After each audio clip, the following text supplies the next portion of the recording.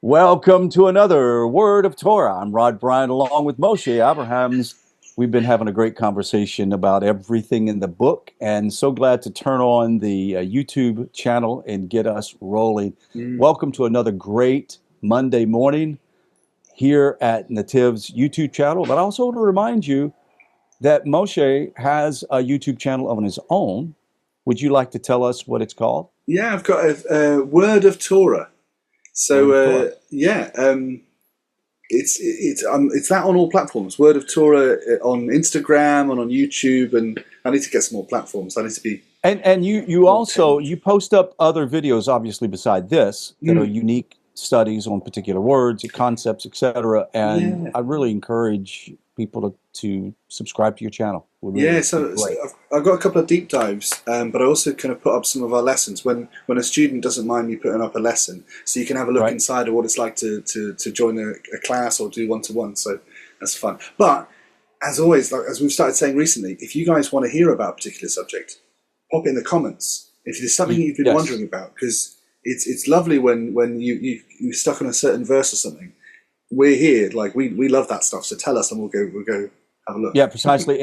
And what would help is if you go to his YouTube channel and you're watching, and there's a particular subject or word that you would like to have examined, just put it down in the chat and in the comments. Don't leave any nasty comments with me. Leave them all with Moshe.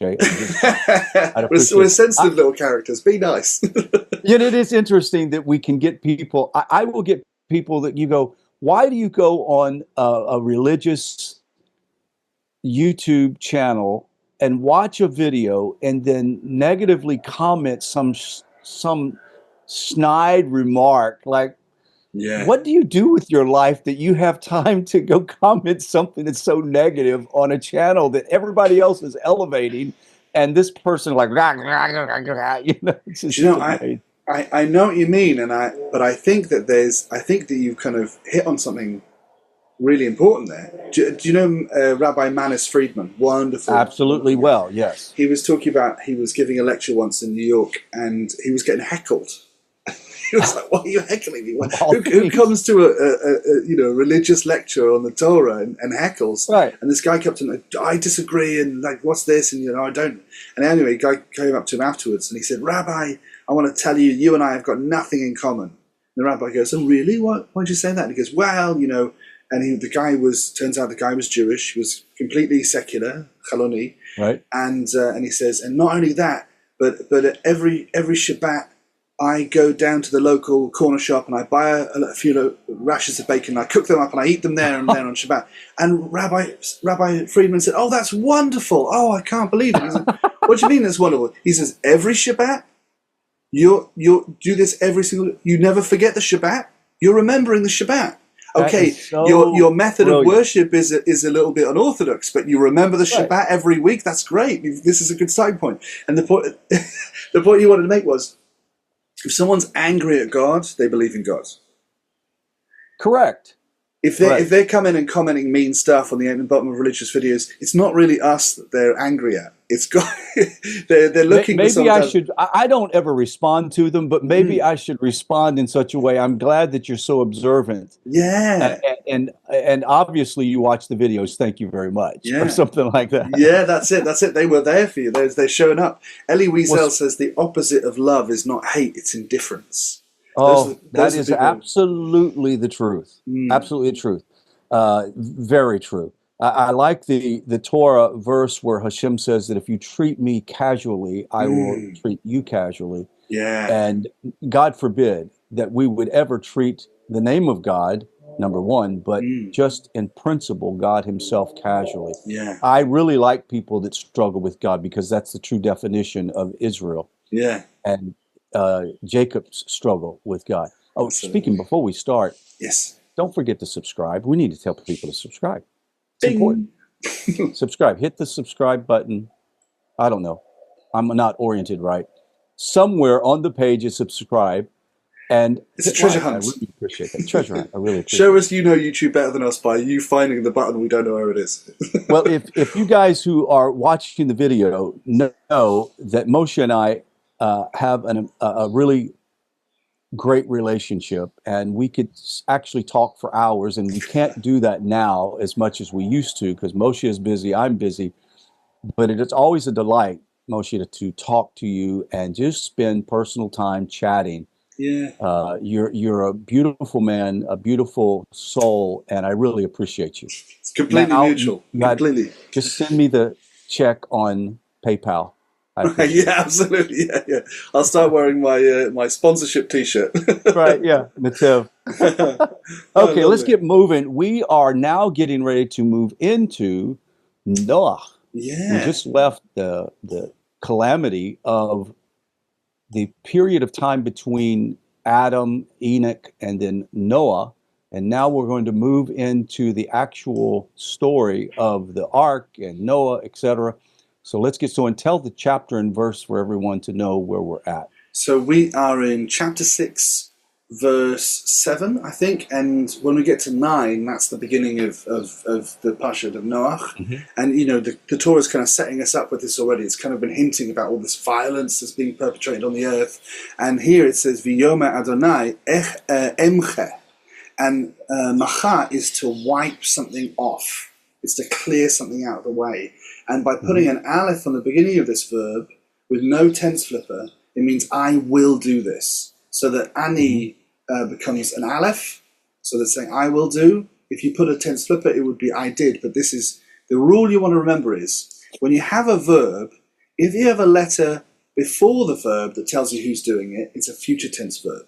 If you have a letter after the verb that tells you who's doing it, it's a past tense verb. And then that can be flipped. But the verb itself, that's how you spot it. Okay, so V'yomer Adonai emche et ha'adam. Say the first word again. Say the first word again because you cut out right Oh, there. sorry, V'yomer. So amar to V'yomer. say, yomer means he will say, V'yomer means he said. And then we have the four-letter name of God, the which we say Hashem or Adonai. So, and God said, Emche et ha'adam. I will wipe the person or humanity, asher barati me'al pnei ha'adamah, from on the face of the earth, of the ground. And this word barati, asher means that or which. So I'm going to wipe humanity, asher, that, barati. And so this word here, bet resh aleph, that's the second word of the whole Bible. Because the first sentence of the Bible is bereshit, in the beginning, bara, created, Elohim, God created, et hashemayim ve'et haaretz, the heaven and the earth. And so this bara is to create. But if we had a letter before bara that tells you who did it, it would be a future tense. But we have T on the end, and that means I did it. Any verb that you say T on the end says I did it in the past. So akal is to eat, akalti, I ate. Kara is to read or to call out. Karate is martial arts from the Middle East, from the Far East. So do you have the yud at the end always with the tav? Yeah, if it's this thing that I did, then you put taf yod. Okay. If you want to make it you did, then it would be barata. So one of the interesting things that for the reader and the person that's learning is you have here probably in English 3 or 4 words in this one word. Yeah, yeah. Right. In fact, if you look it up, if you look up bara in a dictionary, you will have not only the verb to create, but you'll have these different binyanim. Can I add in the graph and the binyanim?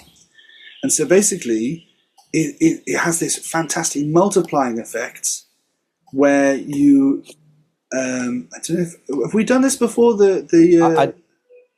If we have, it's been a while, but I think it's important to bring this up. And you know me, I'm a little bit more dense than most people, so repeating things. Don't say lashon hara about yourself.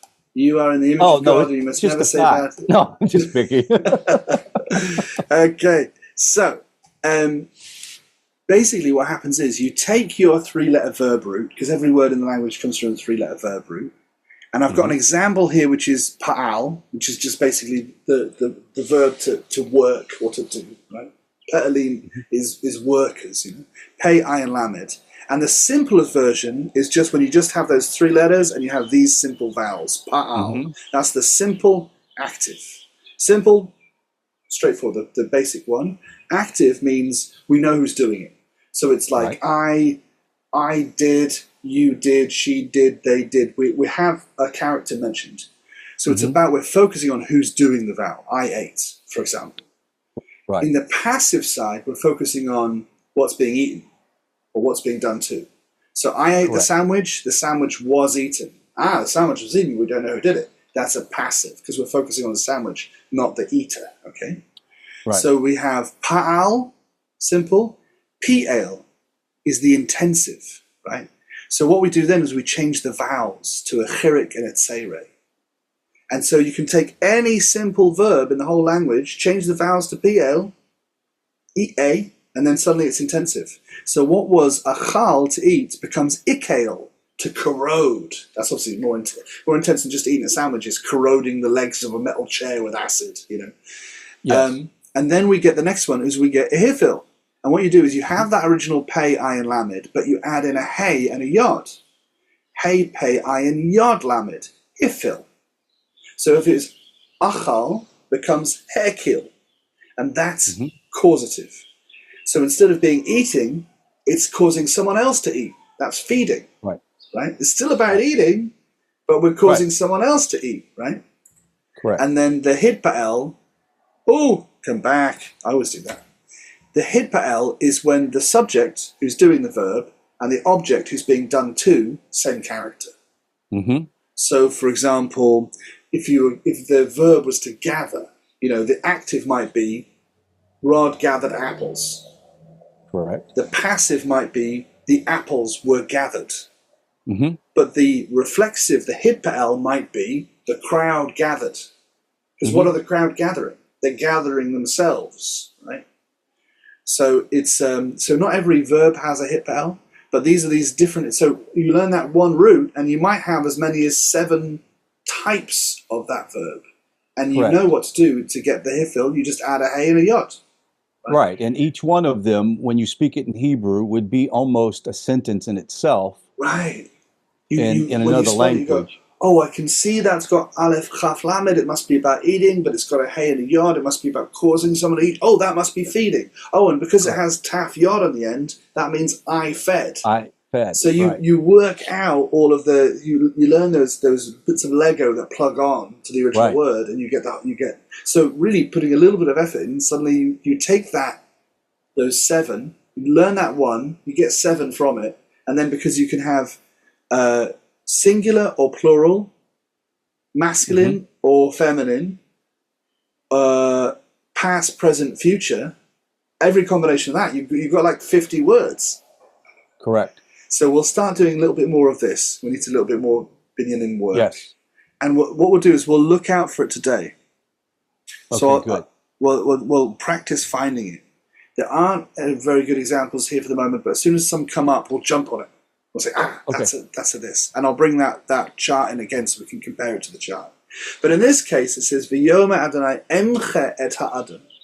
I will wipe the humanity, asher barati, that I created, me'al, from on, panei ha'adamah, from on the face of the ground, on the earth. And then it goes on to specify, me Adam, from humanity, ad behema, until the big mammals. I always like that word, behema, by the way, because we borrowed it into English and nobody realizes. Have you ever heard the word behemoth? Yes. That's this word. Because behemoth, and the plural of behema is behemoth. So you just use a th instead of a t, which is one of the old pronunciations of Hebrew, and you get behemoth. So it's all the big animals. It might be the sheep and the cows, but it might be the mammoths and the woolly rhinos, all this kind of stuff. So that's the big animals. So from the person, until the behemoth, until the remes, ad remes, which is the crawly word too. Yeah, that's the creepy crawlies. Va'ad oaf hashemayim, the flying things of heaven. I used to joke because in modern Hebrew, oaf means a chicken. So whenever I used to get Ofer Shemayim, I'd say the heavenly chickens. And someone should definitely open a restaurant called Ofer Shemayim. The chicken. Actually, that would be a great idea. You should do it. It brings. Can I give you my Shabbat joke? Oh yes, please. This only works if you know the oath that oaf is chicken in modern Hebrew. So it's all the best jokes need an explanation. So why can't you have rotisserie chicken on Shabbat? I have no idea. Because it's turned off. Turned off. Sorry. Did you come up with that one? Yeah.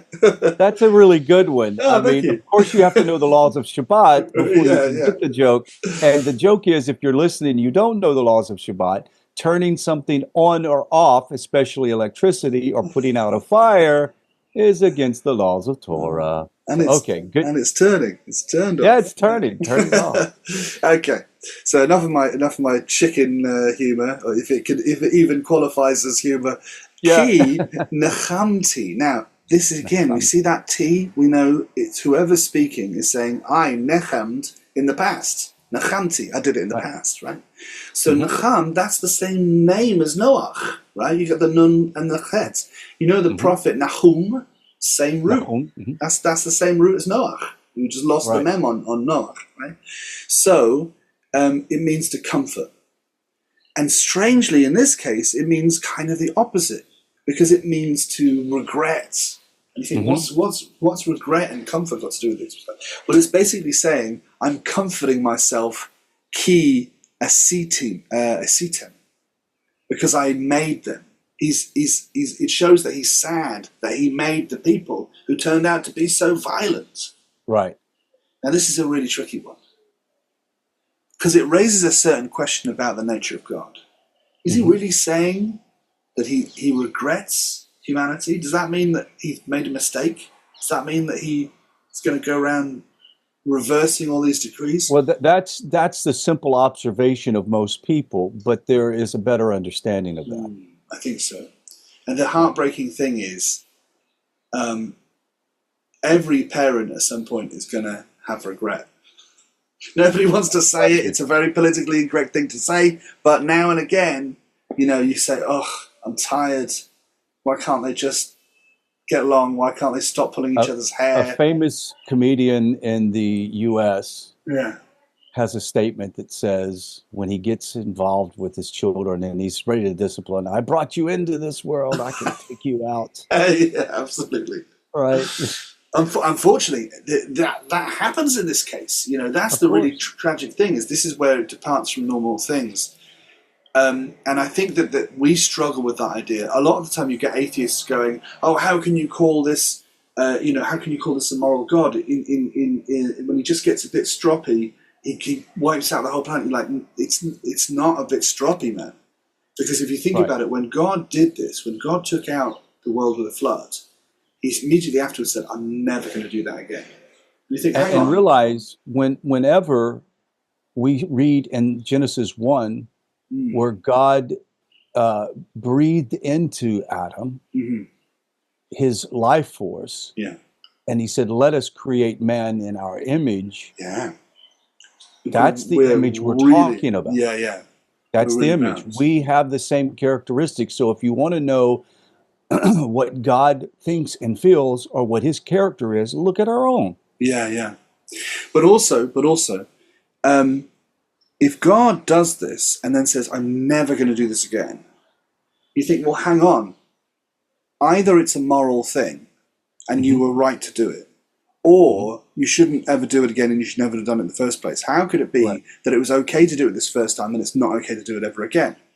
Right. And I think we are a bit cocky that we think we know what the world is like, and we assume that everyone else thinks like us and every generation has been the same as us. But imagine, of all of the violence we've seen in the world and all the cruelty we've seen in our years, nothing that we've ever seen will warrant God wiping the earth clean. Which means, what was the place like before the flood? I mean, God has described that the way the people were thinking was all of their creativity was being applied to all bad, only bad all day. Rak ra kol hayom, all bad all day. And that they filled the world with violence. And bear in mind, this took out all the animals as well. The sages say that there was so much violence in the world that the animals also had become corrupted, and that they were becoming needlessly violent and cruel. So you can imagine just things really got out of hand to the point where you think, okay, well, if God allows this to continue, he's allowing this cruelty to keep on coming back in generation to generation. He's like, listen, I got to take the most peaceful people and they can continue, but all of these crazy violent people, we have to get them out. And sometimes, yeah. I'm sorry, go ahead. No, please finish. It's just that sometimes you have to intervene. Right. You know, we think about Second World War, we think about times where, you know, violence was industrialized. And it would not be a moral thing to just sit on the fence and not do anything about it. Sometimes you've got to say, I don't want to. I don't want war. I want peace all the time. I don't ever go to war. But sometimes you have to intervene and stop people from doing what people do. And we have an obligation to that. Yeah. We can also summarize this with saying that what kind of God would allow this type of behavior and action to continue to take place without some level of justice being applied. Yes. And we understand that true justice doesn't mean always having peace. True justice sometimes requires humanity, even humanity, to deal with something with extreme measures to bring about justice in the matter. That's why, unfortunately, we have war. That's why, unfortunately, we have to have law enforcement in our nations. Yeah. Just it. Absolutely. Yeah. Yeah. Okay. Good job. We should do this more often. Absolutely. So it goes forward then. God's decided he can't allow this violence to continue. But there's an exception to this. It says, V'Noach matzah chen be'enei Adonai. I love that phrase. This comes up a few times with certain characters. Matzah is to find. The matzah you have at Passover doesn't have an aleph at the end, it has a hey. And sometimes we hide that matzah and we go and find the afikomen. That's exactly it. Yeah. So we matzah the matzah. We matzah with an aleph, the matzah with a hey. We find the matzah. So Noach found chen be'enei Adonai. He found grace, mercy, kindness, good connection in the eyes of God. May we all find that. Amen v'amen. Mehapei shelcha, from your mouth, la'aznayim shel Hashem, to the ears of God. Yes. If anyone wants a Hebrew sentence that they should definitely learn, it's that. Mehapei shelcha, la'aznayim shel Hashem. So, it's also, by the way, this is the name Hannah. Comes from the Hebrew Hannah. That's true. Yeah. And you have the masculine version in Hebrew in Israel as well. You have lads called my friend's brother is called Chen. Lovely name, Grace. Graceful. Mm-hmm. So Noach was different from the others. He didn't have this violence, he didn't have this cruelty, and he found grace in the eyes of God. Right. And then we start this idea here. Eile toldot Noach. These are the generations of Noach. And it tells us not just, the progeny, not just the children of Noach, but also a little bit about Noach himself. Noach was an Ish Tzaddik. Mm-hmm. He was a man of righteousness. And Ish is a man, and Tzaddik is righteousness. And it says he was Tamim, without blemish, Hayah. Mm-hmm. Without blemish he was. Bedoratav, in his generation. A dor is a generation, dorot is generations. So Bedoratav is in his generations plural. So every year we get to this part of the Torah and we have a little discussion. Does it mean, if he's good in his generations, does that mean that he was good compared to his generation? They were all violent and he was only good compared to them? That is the general discussion every time. Or does it mean that he's good despite the fact that his generation, is that more of a compliment or is it a backhanded compliment? He was doing very well at that time, or was he doing... Like he does well under supervision. Right. If you set the bar low, he does very well. Or, is it that even despite that he never saw any righteousness, he was righteous, that's even more impressive. I tend to lean towards giving him the good review. So, I agree. If it wasn't for him, we wouldn't be here. So, and God forbid that I would sit on the armchair of judgment against Noah. Right? It's like, come on. That's a brilliant principle in general. Is the more forgiving you can be in judgment, the more likely you are to get a favorable judgment from the Kadosh Baruch Hu, the Holy One, blessed be He. Absolutely. And it goes back to the reason why Noah was considered so righteous, is that in comparison to others, Noah was on a humongous level. But why? Because he did the things that God desired, and that was justice. That is one Yeah. of the principles of the Noahide laws, is justice. Right. Right. There's a strange thing is this generation, which is we want to be kind, we want to make room for everybody, and unfortunately, some people have a disadvantage. Some people, they face more prejudice than other people, so we're worried that they won't get a fair crack at justice. That they won't get a fair chance of getting a job, anything like this, right? So we want to make room for them, but also even that has to be in balance. We get told by the Torah, don't favor the strong over the weak, Right. and don't favor the weak over the strong. Correct. Because you can overcorrect. Chas v'sholom. There's been this terrible story in America this week about someone murdering a CEO. Yes. And it seems like the CEO is the CEO of a company, an insurance company that was particularly letting people down, neglecting people, kind of ripping people off. So because of this, people are so angry about these powerful people in charge who are corrupt and who are squeezing the poorest people for money, that they're making jokes and they're kind of reveling in it. Listen, I've never been a wealthy man. I teach Torah for a living. I'm never going to be a wealthy man. But you can't just gun someone down in the street. And you don't want to be the kind of person who revels in that. Correct. You want to say, yes, that guy should face justice, but justice isn't summary execution in the street. Correct. And I think we want to hold ourselves to a higher degree when we don't find that kind of thing fun. Absolutely. It's one of the principles that actually saves a society. It's actually one of the principles that God gave to Noah, was this idea of justice in society and the world. Now, the problem is we want to make sure that we are, quote unquote, inclusive. We've heard a lot of those words, but we need to measure that by the laws of God. What are the laws of God? And the laws of God are also the laws of nature that he put within his creation. And there are some things that have to be meted out properly so that we can show that level of justice. One of the problems is, as you said, some people don't have the same advantages as others. Maybe some people have psychiatric problems that are different than others, and God forbid that we would judge or hurt or do anything against those people. But at the same time, there are behaviors that are acceptable and there are behaviors that are not acceptable. And Noah, the story of Noah, is the example of that. And sometimes we don't know everything. Like I'm not saying this guy was a good guy.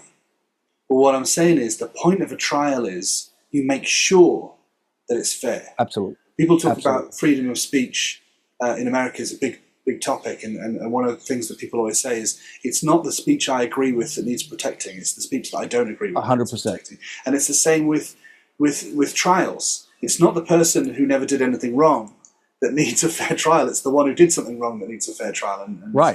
So I just thought how important it is if it made it to the top 7 laws for all mankind, the idea that there should be a trial, that there should be justice, which is judged with evidence.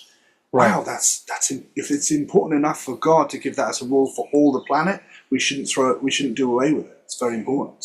We just recently had a trial in New York City. I don't know if you heard, but there was a guy who's 26 years old on a subway, and another man walked in, was threatening people, telling that he was going to kill them.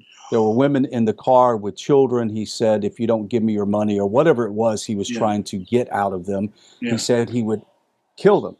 And so this young man, a former Marine, a concert violinist, jumped up, tackled him, and choked him out, but he killed him. Wow. And the trial was murder on the guy who saved the lives of people in the subway. Wow. And when they were in direct threat, they were in immediate danger. Absolutely. And most people thought he's probably going to get charged because the juries and the judges in New York tend to be a little bit on the left-leaning side, if you know what I mean. Right. And he was acquitted of that and Okay. actually got a reduced charge of involuntary manslaughter. Wow. Well, now we've got a part of society that's ready to burn cities down because of this, because Yeah. they consider that injustice. Yeah, But thank God the court Yeah. system worked to where a human being that saved the lives of many yeah, is now not going to be charged with murder. And Yes. this is the example we're talking absolutely. That's the thing, is we need to save who we need to save and prosecute who we need to prosecute. Do you remember the what's the main park, big park in New York? about. Yes, Central Park. The Central Park 5. Yes, 100%. That's a great Everyone example. was sure that they were guilty. They were innocent. Right. If someone had taken justice into their own hands with a gun, that would have compounded the problem even Yeah. worse. Yes. So that's why we need trials. Sometimes it turns out the person is guilty. Sometimes it turns out they're innocent. But we have to hear the evidence. We have to. Yes, absolutely. Absolutely. So here's some very good life lessons out of just a few words of the Torah right now. Yeah. Let's take ourselves into the story let's get in. I fit through the threshold of Noah, and then we'll settle down. So in his generation, he was righteous. He was unblemished in his generation. And then we have this weird sentence: Et Elohim hitalech Noach. And the first thing you'll notice is it starts with an object marker. Mm-hmm. So it's not starting with the verb and then who did the verb and then who was done to. It's starting with who was done to. And in this case, who the verb was done to was God. Et Elohim points to God as the object of the sentence, right? And then the verb is hitalech. Now halach is to go or to walk. But hitalech, that's a hitbael. Mm-hmm. Right? Do you remember a minute ago we had that chart up? And, Yes. and the chart told us that the hitpael, I've lost the... Oh, here we go. It's there. Oh, dear. I'm messing up my order now. That the hitpael was when the subject and the object are the same person. That is, one is doing something to oneself. And halach is to walk. So how does one walk oneself? Wow. Normally, if I was to walk to Jerusalem, I'm the subject who's doing the verb. The verb is to walk. The object that's being done to is Jerusalem. Right. So I'm walking to Jerusalem. Jerusalem is being walked to. Right? But what if the purpose isn't to get somewhere? What if the purpose is just the walk itself? That's a hithalek. That's a stroll. Right? Got you. Yes. So when it says hithalek Elohim, the purpose wasn't to get anywhere. The purpose was to get to God. Mm-hmm. And who's doing the verb? Noach. So this gets translated as to Noach walked with God. Mm-hmm. But actually it might be as much to say as he strolled to God. You know, Correct. God was the destination. It means that they're friends. It would be the same with Enoch. Yeah, exactly. We saw this a few times as special characters. And we didn't know what it was about Enoch. We just knew that he was a special character and that it was kind of none of our business how he got to be so good friends with God. Right. But it's hopeful May we all walk. Amen. Yes, absolutely. May Peshocha Laznaim Shel Hashem, from your mouth to God's ears. Yes. Beautiful. Okay. And then it tells us about his sons. Maybe we'll close down with this today. Is that the right timing to Yes. do this? So this is verse Yod. Yod is the 10th letter of the alphabet. So this is just to remember, for reminder, anytime you see the little Hebrew letter, it's the number. Yeah. It's not part of the sentence. It's the number of the verse. Right. It's kind of like Roman numerals that they would use. Hebrew uses the letters. Modern Hebrew uses Arabic numerals. Invented by India, actually.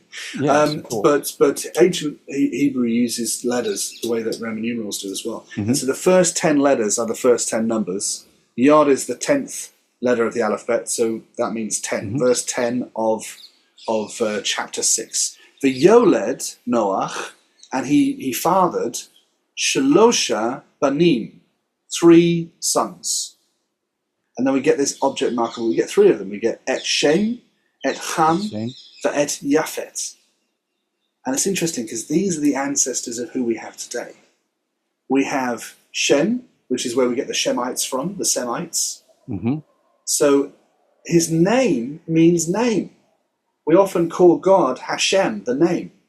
And so Right. when someone is called name, when they're a person of name, they're a person of a good name. They're a person of a good reputation. Hmm. Someone, watch out for. And then we get, Also, yeah. I want to throw this historical marker in. Shem was Malik Zadok, or as some people would say, Melchizedek. Ah, And interesting. he was the one who had a Torah institute or a teaching institute of the Sheva Mitzvot. Wonderful. It was the academy of Shem and Ever, his son. Beautiful. Abraham, Yaakov, uh, Abraham, Isaac, and Jacob Yeah. all went to that academy to study. Wow. It's such a Find it beautiful interesting. moment when they meet. Melchizedek runs out. He's like, "Take bread, take wine, let me feed you." And Yes, Abraham immediately recognizes this guy's special. This is someone who's yes. special, and he starts blessing Abraham in the name of the Kadosh Baruch Hu, in the name of God. So And he gave fits him perfectly. the tithe of his battle, Right. or actually, all didn't he give him all of the booty from the battle?